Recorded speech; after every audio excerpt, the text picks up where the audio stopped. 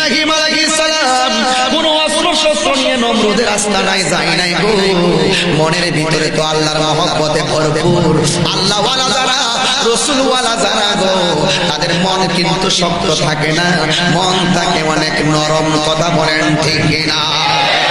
এই নমরুদের আস্তানায় ইব্রাহিম নবীকে যখন আনা হলো গো, ইব্রাহিম নবীর সবাই দরাদরি করে খাঁচার ভিতরে ঢুকাইয়া দিলেন।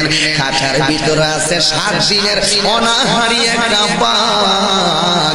আমার আল্লাহ বলেছেন কোরআনে, তোমাদের ডানে যদি কোনো আপন না থাকে, বামে যদি তোমাদের কোনো আপন না থাকে, সামনে যদি কোনো আপন না থাকে গো, পিছনে যদি কোনো আপন না থাকে, আপনারা বলেন পৃথিবীর মধ্যে সবচাইতে আপন কে? আল্লাহ রাব্বুল আলামিন কোরআনে বলেন, ওয়ালামু আন্নাল্লাহা মাআল মুত্তাকিন। কেউ যদি তোমাদের সঙ্গে না থাকে গো, তোমরা শুধু আমি আল্লাহকে ভয় করো গো।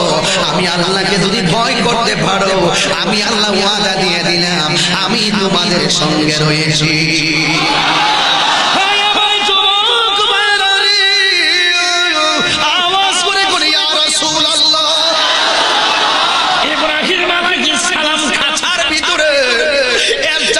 কষ্টের কথা কি হইতে পারে গো, যে ইব্রাহিম নবী আমার আল্লাহর কথা বলে, যে ইব্রাহিম নবী আমার আল্লাহ 10টা পরীক্ষা করেছেন।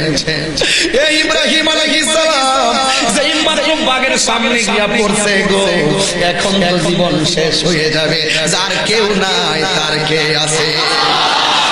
ইব্রাহিম নবী ভিতরের মধ্যে বইরা যেই মাত্র দেখলেন বাঘে একটা হুঙ্কার মারছে গো, আর নমরুদের সাঙ্গ পাঙ্গ নিয়ে আনন্দে ভিতরে মহল্লায় নাচতেছে।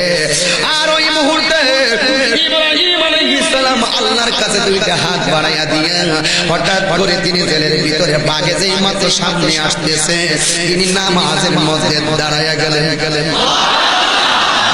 হোক, রোগ হোক, মুসিবত হোক, নামাজে দাঁড়ায়া যাবেন। আল্লাহর কসম করে বলে আপনার উপরে আল্লাহর রহমতের ছায়া পড়ে থাকবে। জবান বন্ধ রাখবেন না, চিৎকার মেরে বলেন সুবহানাল্লাহ। এ বন্ধুরে, ইব্রাহিম নবী জেলখানার ভিতরে নামাজের মধ্যে যখন দাঁড়াইয়া গেছে গো, এই মুহূর্তে ইব্রাহিম নবীর উপরে গেলেন। বাঘটা এসে ইব্রাহিম নবীর সামনে দাঁড়িয়ে গেল, মুখটারে হাত করলো। চতুষ্ঠ জন্তু তো নবী চিনে না। ইব্রাহিম নবীর সামনে বাঘ যখন দাঁড়াইয়া রয়েছে গো, ইব্রাহিম নবীর উপরে গেলেন। রে বাবা, যেই মাত্র সেজদার ভিতরে গেছে গো, এবার ইব্রাহিম নবী যখন মুখটা সেজদা থেকে উপরে তুলে তিনি বসলেন। আর নমরুদে কয়, এতক্ষণে মনে হয় ইব্রাহিম নবীরে বাঘে খাইয়া ফেলছে গো। নমরুদে তার দলবল নিয়ে আসছে, গোশত খাইলে খাইছে, হাড়ি গুলা জাদু করে রেখে দিল, যেন যুগে যুগে বুঝতে পারে নমরুদ বাহিনীর সঙ্গে বিয়াদবি করলে এই অবস্থা হয়।